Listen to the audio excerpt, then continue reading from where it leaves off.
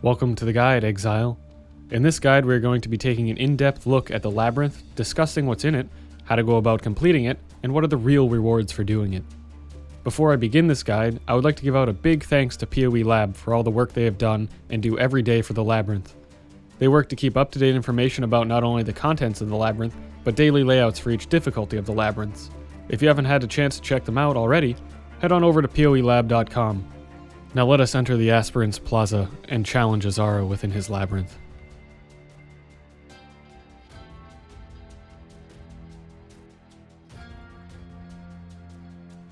Path of Exile has a very large and dense passive tree that all character classes start on. Each character class has access to each and every node in this tree, and they can path around it as they like. However, with the introduction of the Labyrinth, each of these classes now have subclass specializations called Ascendancies. Each class has 3 Ascendancy class options to further power and define that class, aside from the Scion who has 1 Ascendancy class that takes small parts from all the others. These subclasses are much more powerful than the points in the regular tree and can heavily dictate the playstyle of the character. Each character class can select one of these Ascendancies. You cannot spend regular passive points in your class Ascendancy, but you can instead spend Ascendancy points in them. The only way to select one of these Ascendancies and obtain Ascendancy points is to complete the Labyrinth located in the Sarn encampment in Act 3.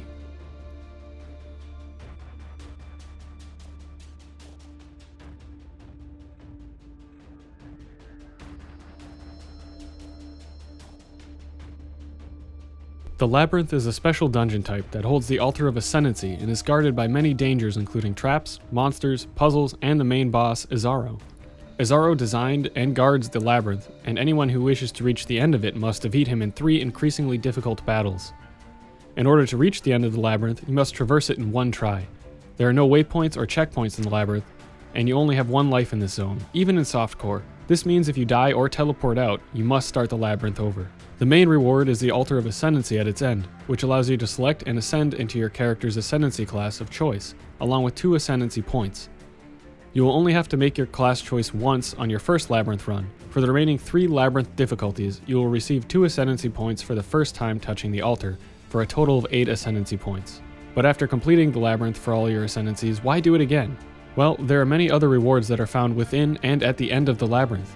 You can find valuable Labyrinth uniques, treasure chests packed with loot, and powerful enchantments for your gear.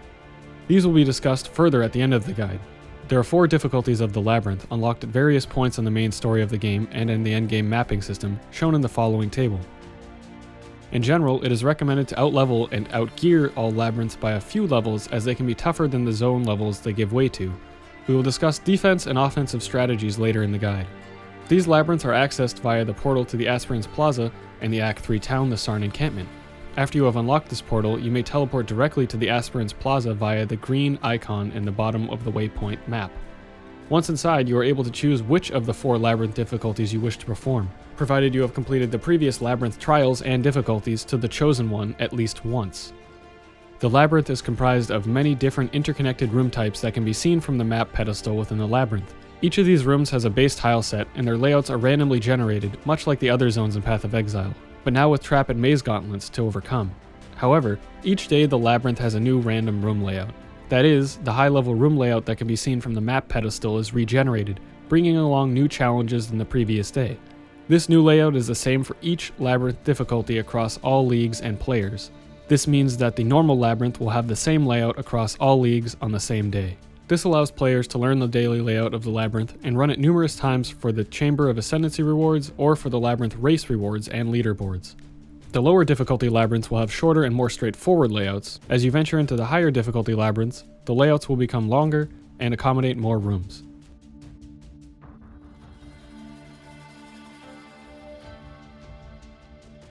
Before you can enter any of the Labyrinth difficulties, you must complete the Trials of Ascendancy located around Rayclast.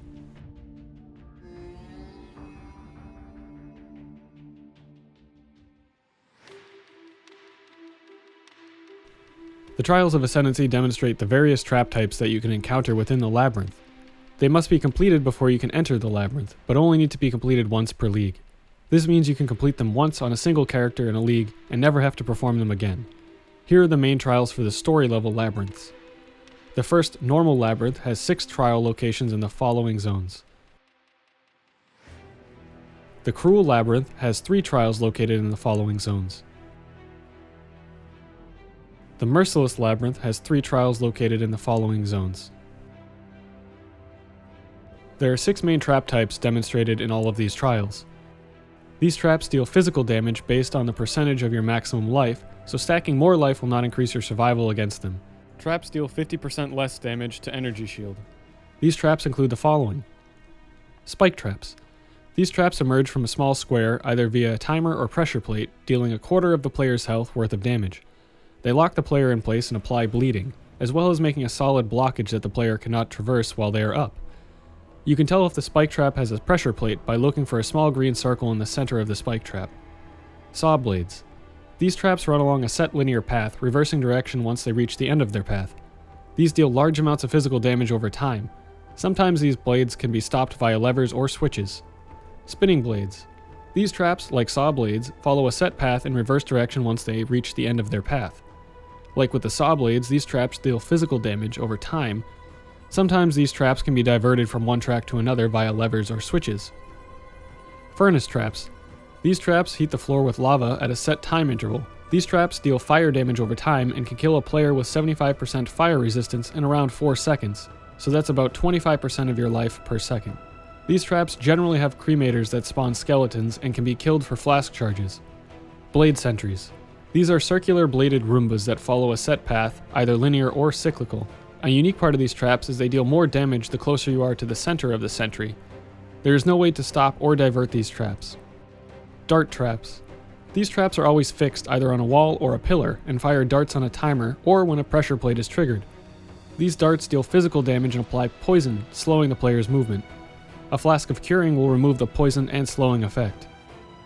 Even though all these traps deal damage based on a percentage of your maximum life, they can be mitigated by any defenses that mitigate physical damage, fire damage for the furnace traps, or life regeneration for damage over time traps.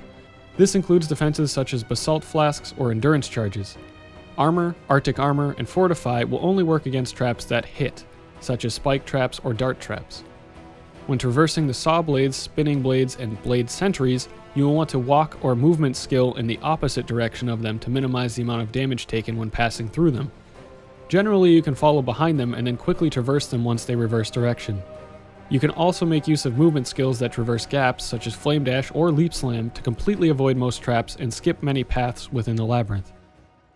Trials for the Eternal or Uber Labyrinth are located within maps and spawn randomly within them. These trials are much longer and have numerous rooms, are more difficult than the previous trials, and have new trap types within them. At the end of each of these trials, there is a plaque, just like with the main trials completed in the story zones, that you need to touch to complete the trial. However, this time upon touching the plaque, you will also receive an offering to the goddess. The Eternal Labyrinth, unlike previous labyrinths, requires the offering to the goddess map key to enter, as mentioned before.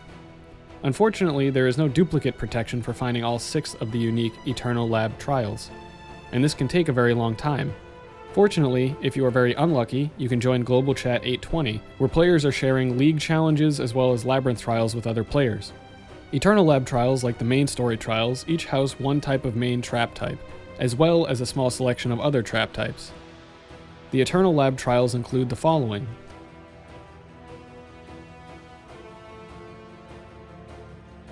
Now these trials also introduce new Sentry trap types that only exist in the Eternal Labyrinth. These sentries cast various colored auras on the ground that affect players in many ways. These sentry traps include the Endless Drought, which removes flask charges. Endless Hazard. This casts multiple circles that deal physical damage equal to 20% of your life plus 12% of energy shield if energy shield is protecting life when a movement skill is used. This damage can be mitigated but not avoided. Endless Pain. It casts an aura that increases damage taken by 50%. Endless Sting. Applies bleeding. Unending Fire. Casts Fire Nova. Unending Frost. Casts Ice Nova. Unending Lethargy. Casts a Temporal Chains aura. Unending Storm. Casts a Shock Nova. These sentries can be destroyed to temporarily disable them, making traversing traps or the areas that they cover safer. Always make sure to double check what auras you are going to be passing through, as they can make traversing traps very deadly.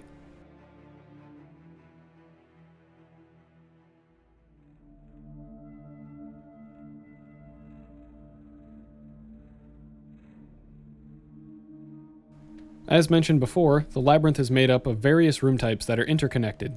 The main high-level layout and room interconnections of the labyrinth will be the same for every player per labyrinth difficulty. However, the inner room and trap layouts can be varied within each labyrinth, much like other Path of Exile zone creation.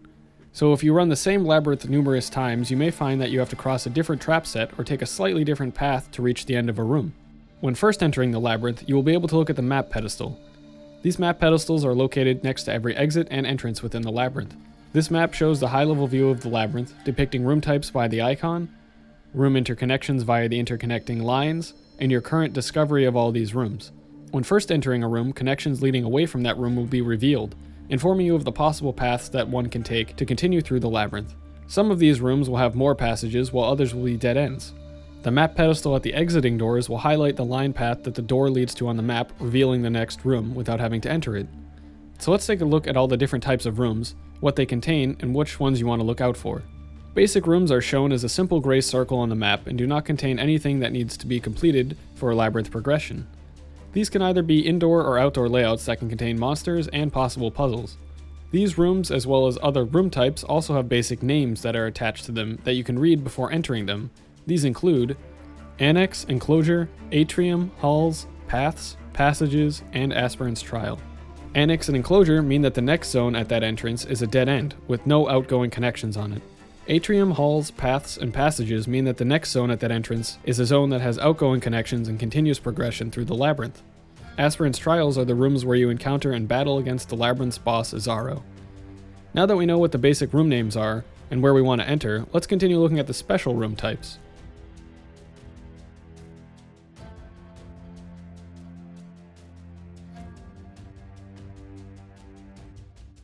A gold door room contains a gold door that must be unlocked to continue progression through the labyrinth, and is indicated by a gold door icon on the map pedestal.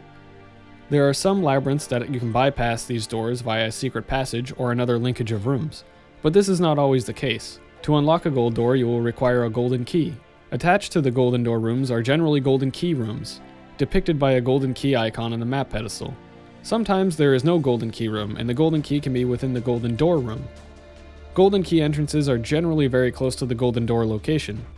Golden key rooms are always a dead-end room type and form a square or cyclical pattern, where in general you will path in a clockwise direction around until you get to a gold chest, which contains the gold key.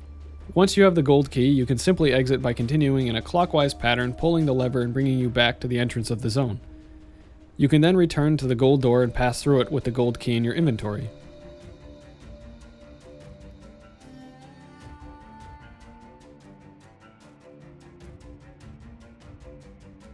A silver door room contains a silver door that can be unlocked to allow access to various rewards. It is not required for progression through the labyrinth and is indicated by a silver door icon on the map pedestal.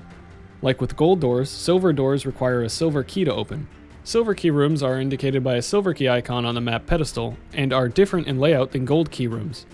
They can be in regular passage rooms or in a dead-end room type. The silver key chests can be anywhere within that zone and are always protected by a trap gauntlet that you must complete to reach it, like a golden key chest. Now, what is the incentive to get these keys and open these doors? Well, behind each silver door is an Emperor's Vault chest that can contain various sets of loot. These Emperor's Vaults have a chance to spawn a random loot set that is semi-equivalent to the treasure chests in the Ascendancy chamber. These contain items similar to strongboxes such as a regular strongbox, arcanists, artisans, jewelers, gem cutters with superior gems, or a corrupted strongbox with sacrifice pieces. The Emperor's Vault loot table will vary randomly per labyrinth run, so revisiting the same silver door may result in different loot the next time through the labyrinth.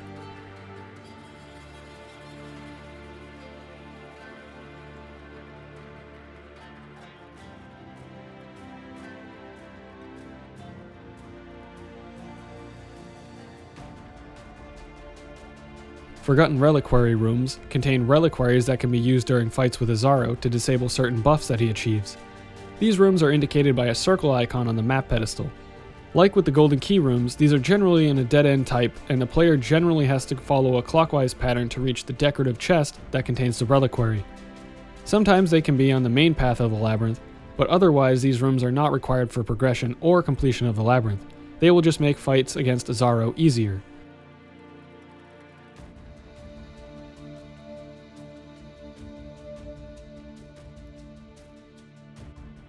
The Aspirant's Trial Room is where you will encounter in battle Izaro, and is indicated by a skull on the map pedestal.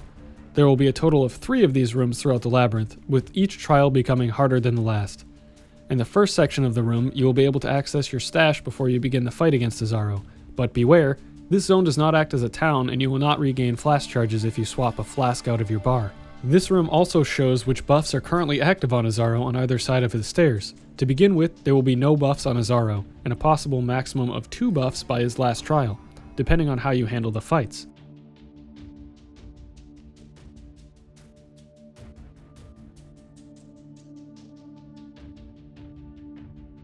Puzzles and trap gauntlets can appear in most any room of the labyrinth, but will always remain in that room for the entirety of that day's labyrinth reset. They require you to complete a switch puzzle, navigate a set of traps, or escort a pillar to the end of its track.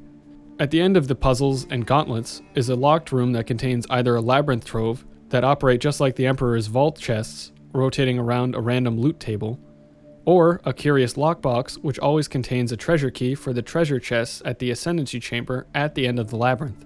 These chests will rotate between trap sets randomly per run you perform, so you may have to change which puzzle you perform each run for each chest type that you want to get. It is always worth doing the puzzles with the curious lockbox to gain more treasure keys for the lucrative treasure chests in the Ascendancy chamber at the end of the labyrinth. There will always be a total of 2 curious lockboxes per labyrinth.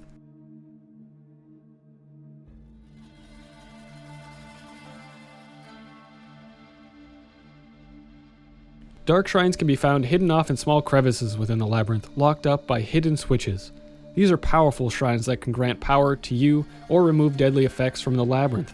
Here are the different effects that can occur.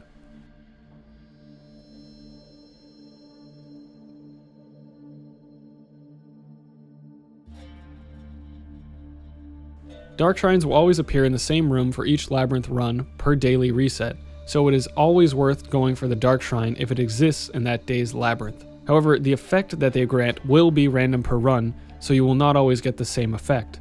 However, none of them are bad for you, they are all beneficial.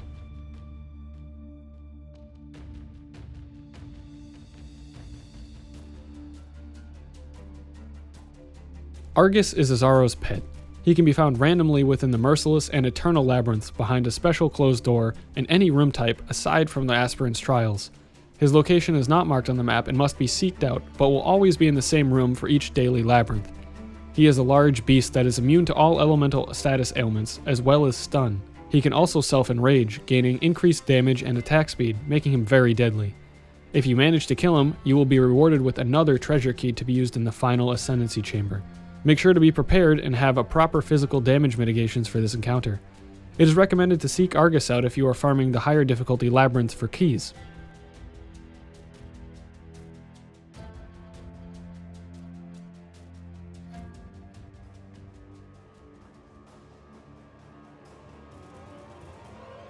Izaro is found within the Aspirant's Trial rooms and is the main guardian and boss of the labyrinth. You will encounter him 3 times.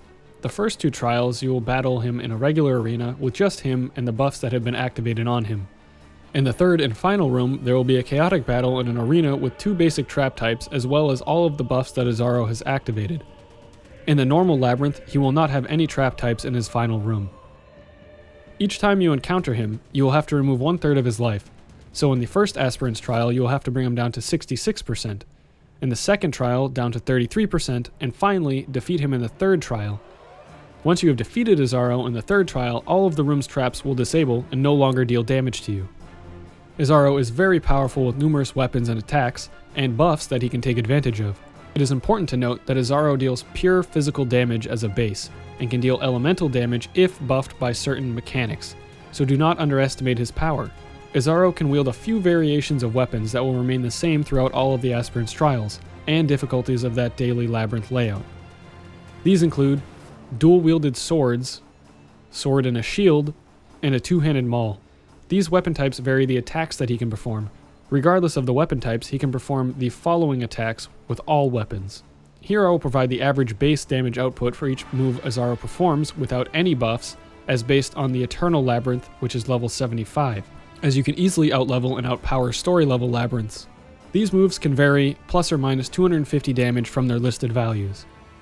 A melee attack. This is a basic melee attack with his weapon. This deals very little damage and can be tanked. Upheaval. A melee attack similar to the Player Sunder skill that sends a wave forward, damaging players in a line. Players hit by this attack can trigger a shockwave that damages the player a second time. Recommendation for this is to move to the left or the right of the attack so that it does not trigger on you multiple times. Grasping Ornaments. Izaro strikes the ground in channels, shooting spikes from the ground where the player is standing. These spikes deal minimal physical damage over time and slow the player. Recommendation is to move out of these as quickly as possible, preferably away from Izaro. The main concern of these spikes are the slowing effect rather than any of the damage that they deal. Leap Slam. Izaro leaps at the player, closing the distance and dealing area of effect physical damage. Occurs with dual-wielded swords and two-handed mauls. Sword and shield make use of a shield bash move. Here are specific attacks that can occur depending on his weapon type. For a sword and shield, he can perform the following. Radiant Slash. Similar to Reeve, Izaro winds up his sword and slashes a projectile forward that deals heavy physical damage. Recommendation is to move to the left or the right of this attack before the swing occurs. It has a very long reach and will hit you if you try to run away from it in a straight line. Shield Bash. Similar to Shield Charge, Izaro charges up, runs towards you, and then swings his shield at you. Recommendation. Like with Leap Slam, this attack has a noticeable windup, so try to move away from this attack left or right in the charge direction. Dual-wielded swords. Radiant Slash. This is the same move he uses with his sword and shield, mentioned previously. Two-handed maul. Ground Slam. This deals area damage directly in front of him, dealing less damage the further away you are from the point of impact. Recommendation. Move out of this attack as quickly as possible, preferably to Izaro's backside. On top of all these possible attacks that Izaro can perform, there is also a green ghostly goddess that resides on his back that performs attacks in unison. Her attacks include a Mortar Barrage. Lobs mortars at the player, dealing fire damage in an area where they land. Recommendation. This attack is hard to avoid as it can occur without notice. Try to move away from the barrage zone if you notice it. Summon Guardians. Bombards an area with each explosion summoning a skeleton. This attack is great in that it does not deal much damage and allows the players to refill their flasks. Teleport. In the third trial, the goddess casts a green circle around Izaro, and another circle in a random area in the arena. After a delay, anyone within the circle will be teleported to the other circle. Recommendation. Once you see the green circle appear around Izaro, move out of it as quickly as possible to avoid being teleported into traps.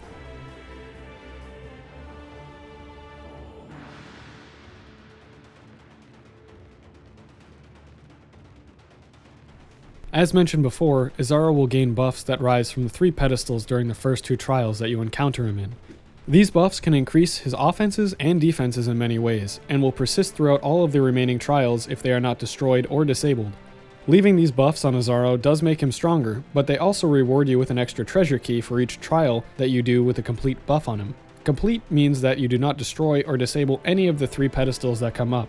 Let us take a look at the various buffs that can occur on Izaro, along with possible relics that can be used on them, and what considers the buff complete for an extra treasure key. Again, like with the entire layout and weapons that are used by Izaro, these buffs will remain the same across that Labyrinth difficulty for the entire day. Charge Disruptors. Izaro will gain charges throughout the fight which grant him increased damage, speed, and defense. He can reach a maximum of 10 charges. These charges can be removed by using one of the 3 charge disruptors that emerge from the pedestals. These charge disruptors only have one use and will require you to time their use to ensure that he ends the phase with the least amount of charges possible. The relic for this buff are Cogs of Disruption. This allows the player to use a charge disruptor a second time. For this buff to be considered complete, Izaro must reach 10 charges and he will speak the line at maximum efficiency.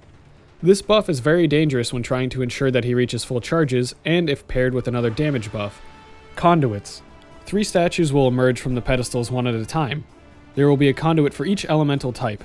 These conduits increase Izaro's damage as well as adding elemental damage and elemental resistance to the respective type.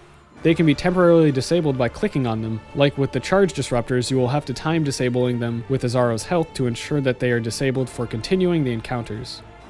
The relic for this buff is a Cube of Absorption. This allows the player to permanently disable the first conduit they touch. This buff is considered complete as long as you do not disable any of the conduits. Izaro can reach his life threshold before all of the conduits emerge. Elemental Essences. 3 Golem Elemental Essences will emerge from the pedestals in random order, joining the battle one after another. There will be 1 essence for each elemental type, each with their own abilities. They will attempt to reach Izaro and bond with him, granting him additional damage and resistances of their elemental type.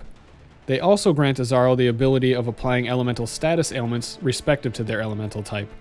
If you kill these essences before they reach Izaro, they will not grant him any bonuses and will not appear for the remainder of the trials. The relic for these is the Orb of Elemental Dispersion. The first essence that the player damages will be instantly killed. This will be considered complete if all 3 essences bond with Izaro or remain alive until the end of the encounter. Izaro can reach his life threshold before all of the essences emerge. The essences will start from the sidelines in later trials and can be killed, and it will not remove the extra treasure key from Izaro. Fonts. 3 fonts will emerge from the pedestals in random order, one at a time. Each one will cast a curse on the player regardless of their location in the room. These curses include Elemental Weakness, Temporal Chains, and Vulnerability. These fonts can be destroyed by damaging them, but once they are destroyed, they will cast an empowered version of their curse on the player for 10 seconds. These curses can be removed via flasks with curse removal and immunity. The relic for these is the Rod of Detonation. The first font that the player damages will be immediately destroyed. This buff is considered complete if none of the fonts are destroyed. Izaro can reach his life threshold before all of the fonts emerge. Beware that these fonts can be very deadly if combined with other damage buffs on Izaro. Gargoyles. 3 gargoyles will emerge from the pedestals in random order, one at a time with very high damage reduction initially, making them very difficult to kill. After a short period of time, they will activate and begin channeling a beam to Izaro, granting him the respective buffs. During this period, they will have reduced damage reduction and are easier to kill. The 3 different gargoyles are a Granite Infused, Izaro gets increased damage reduction, a Basalt Infused, Izaro gets increased damage dealt, and a Quicksilver Infused, Izaro gets increased speed. The relic for this is the Heart of the Gargoyle. The first gargoyle that the player damages will immediately be destroyed. This buff is considered complete if none of the gargoyles are destroyed. Izaro can reach his life threshold before all of the gargoyles emerge. Idols. 3 idols will emerge from the pedestals in random order, one at a time, and begin charging up. There is an idol for each element type, and once they reach full charge, they will cast numerous delayed explosions of their respective element types on the ground. After they perform this cast, they will return to low life and begin the cycle again. Damaging any of these idols will keep them from performing their casts. These idols do not grant Izaro any increased powers. The relic for this is the Sand of Eternity. The first idol that the player damages will no longer regenerate life. This buff is considered complete if all of the idols activate at least once. If Izaro reaches his life threshold before all of the idols have risen and casted, this buff will not be complete. Lieutenants.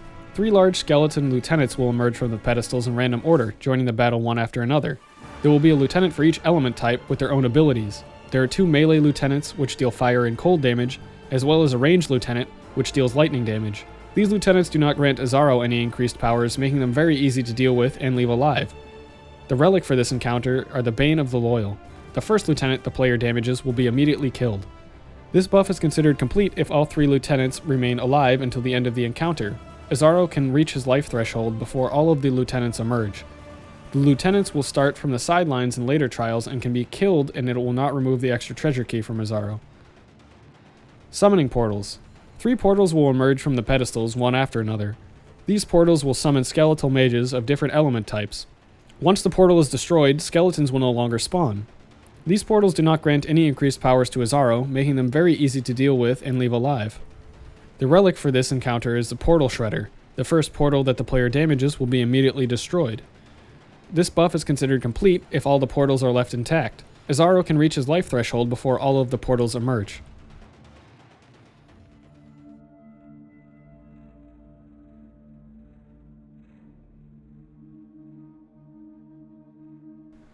Now that we have a complete understanding of all the attacks, spells, and buffs that Izaro can get, how should you go about defeating him?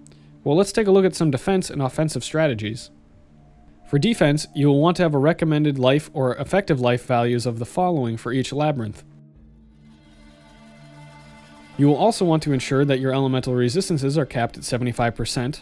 Make sure to have proper defenses for physical damage, since his main damage source is physical without buffs.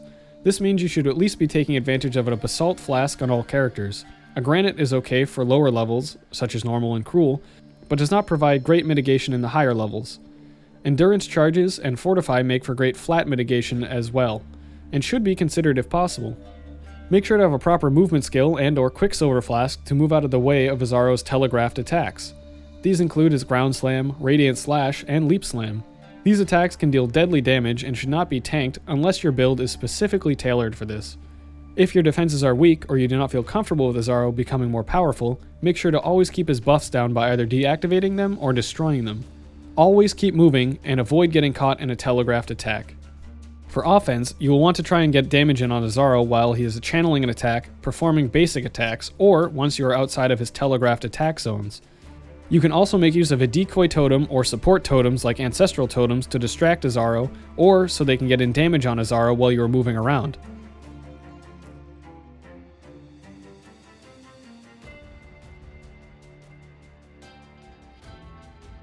If you desire to farm the Labyrinth, you will want to go for the maximum amount of treasure keys.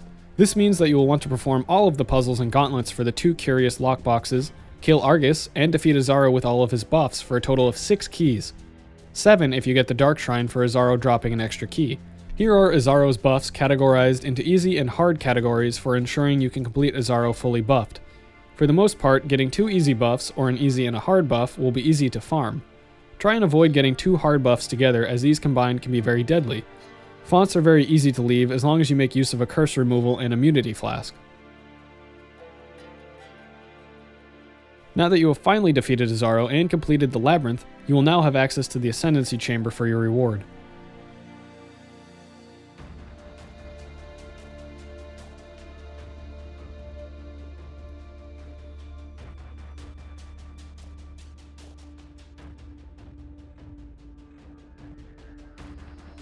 The Ascendancy Chamber holds not only the Altar of Ascendancy and a stash, but treasure chests and the Ascendancy crafting table. On your first time through the Labyrinth, touching the Altar of Ascendancy allows you to select the desired class Ascendancy of your choice. You will also gain 2 Ascendancy points to spend in this class. For the remaining Labyrinth difficulties, you will gain 2 more points for your first times through them upon touching the altar as well. Your Ascendancy choice is not permanent and can be changed if you wish. If you wish to change your Ascendancy, you must rerun the Labyrinth on any difficulty and touch the altar again, with no Ascendancy points allocated into your Ascendancy class. It costs 5 passive refund points to refund each Ascendancy point, so this can be quite expensive. Your Ascendancy points can be refunded once you reach the end of the Labyrinth in the final room if you wish.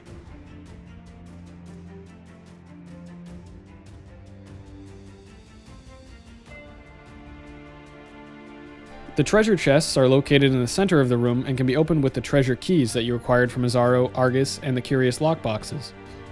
Each of these boxes is equivalent to a random strongbox.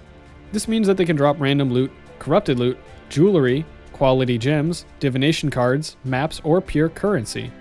Certain chests, such as the divination and map chests, are restricted to the endgame Eternal Labyrinth.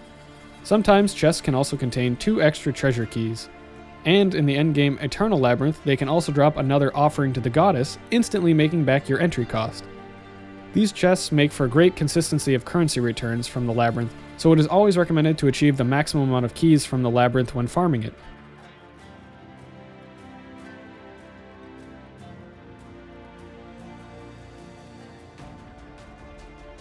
Finally, there is the Ascendancy crafting table. This allows you to apply a random implicit enchantment to either your gloves, boots, or helmet. You will be able to apply the following enchantment tiers to certain item bases in each Labyrinth difficulty. Higher number tiers represent weaker enchantments. You will always apply the highest tier enchantment for the respective Labyrinth that you run. So if you run the Eternal Labyrinth and you apply an enchantment on gloves, you will always apply the tier 1 enchantment. Glove enchants grant many different offensive skills that trigger during combat. These cannot be modified by sockets or support gems and are not build defining. Boot enchantments grant many useful offense and defensive bonuses that trigger on hit, or not having taken damage recently, or having killed recently. Helmet enchantments are where the most powerful enchantments are. There are roughly 3 different enchantments per active skill gem or aura in the game. Some are incredibly powerful, while others are quite underwhelming, making for a massive gamble to try and get a powerful one. The enchantment pool for gloves and boots is quite small, having only around 15 or so different ones per base type, whereas the enchantment pool for helmets is over 300. This makes getting a desired enchantment very difficult. Even though it is tough to target a specific enchantment, it is always worth performing a helmet enchantment when you can. Also beware that enchantments will overwrite any implicit modifiers on the item already, and you cannot return the item to its original status, so make sure that you are prepared to lose that implicit. Enchantments will also increase the level requirement of an item if that item's equip level was below the level of the Labyrinth where that enchantment was performed. When farming the endgame Labyrinth, it is always recommended to use the helmet enchant. and to use it on a popular maximum item level base, or on a popular unique helmet. These bases and uniques can change league to league, so make sure to keep an eye on what's most frequently used in the meta builds. This is also true for the actual enchantments, where you'll have to check what skill enchantment is most desired.